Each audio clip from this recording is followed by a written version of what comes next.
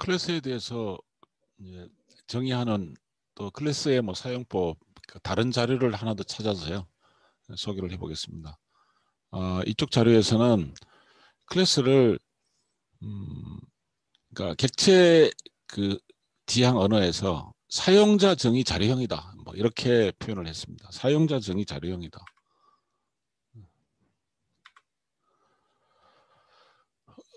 클래스인데 클래스 안에 이제 메서드가 들어간다는 얘기거든요. 이 카라고 하는 클래스 안에 이런 메서드를 사용한 그런 클래스다. 이제 그렇게 그냥 보여주는 거고요. 그다음에 이제 클래스하고 인스턴스, 그다음에 뭐 생성자 그 개념을 여기는 쉽게 얘기를 했어요. 클래스는 사용자 정의 자료형이다. 뭐 이렇게 정의를 했고 이쪽 다른 학교 교수님인지 모르겠는데 아니면 이제 뭐 책 저자인지 그분은 좀 쉽게 이제 설명을 했습니다. 그래서 인스턴스는 클래스의 자료형을 변수로 선언한 게 이제 인스턴스다. 클래스의 자료형을 변수로 선언한 것이 그것이 바로 인스턴스다. 이렇게 얘기를 했고요. 그 다음에 생성자는 메서드인데 클래스하고 이름이 같은 메서드다. 그리고 클래스 이름 뒤에 괄호가 붙으면 그걸 바로 이제 생성자로 보면 된다. 이렇게 생성자를 식별하는 방법으로 이렇게 생성자를 정의를 했습니다. 뭐 앞선 자료에서는 이제 클래스가 객체를 생성하기 위해서 뭐 이렇게 어떻게 한다 이렇게 뭐 복잡하게 이렇게 설명을 했는데 여기는 그냥 클래스하고 이름이 같은 메서드인데 클래스 이름 뒤에 괄호가 붙으면 그걸 생성자로 보면 된다. 이렇게 했고요. 간단하게 설명을 했습니다. 클래스 이름은 대문자로 시작을 한다. 관례적으로 대문자로 시작을 한다. 이렇게 설명을 했습니다. 그래서 클래스 여기는 클래스 인스턴스 그다음에 그 생성자에 대해서 이렇게 쉽게 설명을 했습니다. 근데 클래스는 뭐 이런 것들이 있다라고 설명해 주는 거고요. 랜덤 클래스라는 게 있다라고 하는 거죠. 임의의 숫자를 생성하는 그런 클래스다 하는 거고요. 그렇게 하니까 저렇게 나오고 뭐 리스트 클래스라는 게 있다. 배열하고 굉장히 유사한데 그런 리스트라고 하는 클래스를 이렇게 사용을 할 수 있다. 또 매스 클래스라는 게 있다. 수학과 관련된 변수 또는 메서드를 제공하는 거고 인스턴스를 만들지 않고 그냥 사용하는 클래스고 그래서 이런 식의 이제 클래스가 있고 클래스를 검색하기 위해서는 MSDN 마이크로소프트.com에 요 라이브러리로 가면 굉장히 많은 클래스들이 나와 있다는 거죠. 그 클래스를 갖다가 쓰면 된다. 그런 얘기를 하고 있고요. 클래스의 생성은 자 이런 식으로 한다. 클래스라고 이렇게 쓰고 뒤에다 클래스 이름을 해주고 중괄호 이렇게 들어가고요. 이건 뭐 다 아는 거고 우리가 다 배웠죠. 이제 하나의 파일에 여러 가지 클래스를 생성하는 그래서 클래스를 생성하는 쉬운 방법에 파일 하나하나에 여러 개의 클래스를 생성하는 게 쉬운 방법이고 콘솔 프로젝트를 생성하면 이런 파일이 기본이 생성이 되는데요. 이렇게 클래스들이 기본적으로 생성이 된다. 클래스 내부에 클래스를 생성할 수 있다. 클래스 안에 또 다른 클래스를 생성할 수 있다. 이런 얘기를 하고 있고요. 서로 다른 파일의 클래스를 생성할 때 여기다가 우리 이런 식으로 추가 이렇게 새 항목 이렇게 해서 클래스를 이제 해주면 이제 클래스를 생성할 수 있다라고 하고요. 자, 여기에서 새 파일 대화 상자 여기에서 이제 추가 또는 여기 클래스 해놓고 추가 이렇게 눌러주면 된다. 이런 얘기를 하고 있습니다. 클래스를 생성하는 방법. 그래서 선언된 클래스를 이제 확인하려면 이렇게 눌러주면 이런 식으로 클래스를 확인할 수 있다. 이런 얘기를 하고 있습니다. 클래스 파일을 빠르게 생성하는 방법 이렇게 소개를 하고 있고 클래스 이름이 이제 충돌날 경우에 여기 안에 보통 이제 클래스 이름 지정할 때 기존 클래식 이름과 다른 게 선언하는 게 이제 맞죠. 인스턴스 변수 생성법, 인스턴스는 이제 소문자로 시작을 한다는 거예요. 인스턴스 변수 선언은 소문자로 해야지 된다. 그렇게 얘기를 하고 있습니다. 인스턴스 변수를 생성할 때 초기화 해준다. 예, 좋아진다는 거. 그걸 얘기를 하고 있습니다. 또 클래스 변수와 클래스 메서드. 클래스 이름으로 곧바로 사용하는 변수와 이제 메서드일 때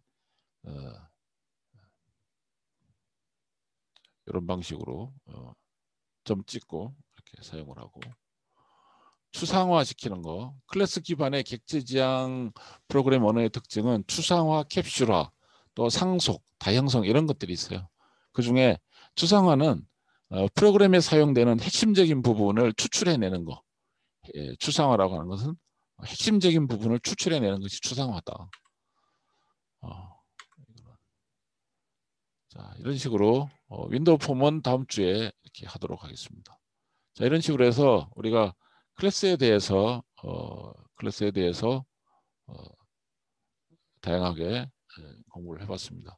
다시 한번 정리하지만 우리가 시연어에서 우리가 소스 코드 메모리 관련 그 명령어 있고, 그 다음에 CPU 관련 명령어 있다. CPU 관련 명령어는 연산과 관련된 명령어다. 그리고 이러한 것들을 사용을 해서 우리가 이제 그 함수를 이렇게 만들어내는데, 예, 함수 안에 또 우리가 순차적으로 처리하지 않고 여러 가지 비순차적으로 처리하기 위해서 제어문을 사용한다. 제어문은 조건문과 반복문 두 가지가 있다. 이렇게 얘기를 했습니다. 그리고 이제 부수적으로 우리가 입력 명령어, 출력 명령어 이런 것이 요것이 다 이제 C 언어의 기본적인 문법이다. 그러면 C샵에서는 뭐가 다르냐? C 언어에 있는 문법 그거 거의 그대로 같이 쓰고, 그다음에 추가적으로 새로운 개념이 나오는 것이 객체 지향 개념을 도입해서 클래스하고 메서드 개념이 들어온다. 그랬고요. 그러면 또 질문할 수 있죠. 객체 지향 왜 해야 되냐고. 쉽게 얘기하면 굉장히 큰 프로그램을 만들기 위해서 객체 지향 언어를 쓴다. 이렇게 생각해도 괜찮습니다. C 언어처럼 소스 코드 하나하나 쳐가지고 그렇게 작업해 갖고는 굉장히 큰 개발 프로젝트를 수행하기가 굉장히 어렵습니다. 손이 많이 가는 거죠. 그러나 객체 지향 그 언어 개념으로 들어가면 상당히 방대한 프로그램을 이제 쉽게 만들 수가 있고요. 그래서 아까 나왔던 것처럼 뭐 재사용할 수 있고 이식성이 강하고 어떤 그 플렉서빌리티, 유연성이 있다, 융통성이 있다 한마디로. 그래서 그러니까 아까 그 라이브러리 봤잖아요. 클래스를 검색하는 그 라이브러리. 마찬가지 그 라이브러리에서 많이 갖다 쓰면 돼요. 그래서 소스 코드를 하나하나 치지 않고 그 라이브러리에서 만들어져 있는 클래스들을 갖다가 씀으로써 재사용성, 또 그런 라이브러리가 이제 풍부하면 개발자들은 굉장히 이제 개발하기가 좋죠. 그래서 저런 클래스들을 갖다가 이렇게 모으고 이제 모듈처럼 생각하면, 하드웨어의 어떤 모듈처럼 생각하면 된다. 그래서 큰 프로젝트를 만들기가 쉽다라고 했고요. 그다음에 윈도우즈로, 그래서 CN의 모든 그 명령어에다가 이제 클래스 개념, 메소드 개념을 들어가는데 새로 추가해야 되는, 이제 새로 완전히 추가해야 되는 기능은 뭐냐? 그게 바로 인터페이스를 추가를 해야 된다. 인터페이스. 그래서 지금 화면에 보이고 있는 윈도우 폼, 윈폼을 이용을 해서 그런 인터페이스를 만든다. 인터페이스에는 뭐가 들어가냐? 인터페이스에는 입력하는 방법. 인터페이스에서 입력을 해요. 값을 입력을 할 수 있고 데이터를 이제 집어넣는 얘기예요. 인터페이스를 이용을 해서 데이터를 집어넣는 그런 방법이 있고, 그다음에 명령을 줘요. 사람이 이게 컴퓨터에게, 프로그램에게 컴퓨터 CPU하고 메모리를 이용해서 너 이런 일을 해라라고 하는 명령이 어디서 이루어지냐? 인터페이스에서 이루어져요. 그다음에 프로그램이 메모리하고 컴퓨터의 메모리와 CPU를 다 이용을 해서 일을 다 끝나고 난 다음에 데이터를 다 처리했어요. 그럼 사람한테 유용하게 하는 어떤 결과물을 보여주는 거죠. 그걸 어디다 보여주냐? 그게 역시 인터페이스를 통해서 보여준다는 거죠. 그래서 인터페이스는 컴퓨터 소프트웨어와 사람과의 서로 작용하는 그 지점이에요. 그게. 그래서 인터페이스를 보고 사람들은 이게 프로그램이다 이렇게 착각하는데 그거는 인터페이스고 실제 프로그램이 돌아가는 연산하는 기능은 바로 우리가 지금 계속 연습해야 되는 그런 우리 소스 코드들, 그죠? 소스 코드들을 통해서 이제 일은 한다는 거죠. 그리고 다시 한번 이렇게 말씀을 드리지만 이제 제 과목의 특징은 학점을 그렇게 나쁘게 주지 않습니다. 근데 이제 학점을 잘 주는 것은 그냥 학생들이 공부를 잘해서 잘 주는 게 아니고 가급적이면 학점은 좀 이렇게 후하게 줄 테니까 제발 학생들이 학점 중심적으로 대학생활 하지 말도록. 그러니까 내 과목 뭐 다른 분들 과목은 내가 어떻게 할 수 없고 내 과목만큼은 너무 학점 중심적으로 이렇게 공부를 하지 마라. 그러니까 뭘 할 줄 알아야 된다. 그러니까 학점 가지고 판단하는 시대가 아니에요. 학점 가지고 그 사람을 판단하는 시대가 아니니까 요즘은 세밀하게 뭐 할 줄 아는지, 뭘 해봤는지 이런 걸 세밀하게 검증하는 시대예요. 그러니까 우리 학생들이 학점 자체에 너무 점수 중심적으로 공부하면 큰일 납니다. 나중에. 점수 중심적으로. 이제 공부를 잘하고 뭔가 할 줄 아는 게 있다 보니까 학점이 좋아지면 그런 건 학점이 나쁜 게 이제 문제가 안 되는데 아무것도 할 줄 모르면서 학점만 좋은 경우 이런 경우는 나중에 큰 낭패를 겪을 수가 있습니다. 그러니까 나는 학점은 가급적이면 아주 다 잘 주는 쪽으로 가니까 뭔가 할 줄 알도록 그렇게. 그래서 저 남은 강의 기간 동안 뭐 5주 남았습니까? 6주 남았습니까? 그 기간 동안 이제 강의를 해 나가는데 학생들이 좀 오프라인 같은 경우는 개인적으로 이제 프로젝트를 좀 하도록 여러 가지 많이 상담을 할 텐데 온라인이어서 여러 가지 한계는 있습니다.